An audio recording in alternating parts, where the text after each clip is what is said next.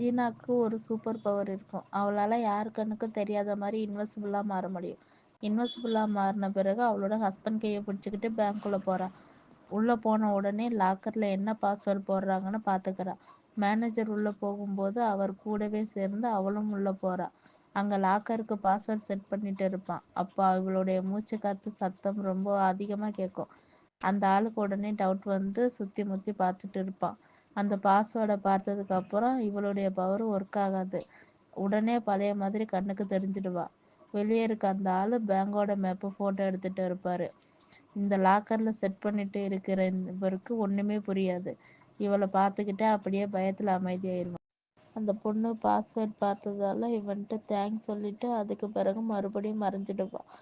அந்த locker set பண்ணிட்டு இருந்தவருக்கு கண்ணை மூடி மூடி திறந்து பார்க்குறான்.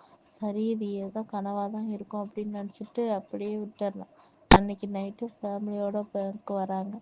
பேங்க் வரும்போது அவளோட அம்மாவையும் அவளோட தங்கச்சியும் கூட்டிகிட்டு வந்திருக்கா. அவளோட அம்மாவால் பறக்க முடியும். அவள் தங்கச்சியால் எவ்வளோ வெயிட் இருந்தாலும் சரி அதை அசால்ட்டாக தள்ள முடியும். இவங்க எல்லாரும் சேர்ந்து இந்த பேங்கை உடைச்சு உள்ளே போயிடுறாங்க. பார்ட் வேணும்னா சப்ஸ்கிரைப் பண்ணிவிட்டு கமெண்டில் சொல்லிட்டு போங்க. தேங்க்ஸ் ஃபார் வாட்சிங்.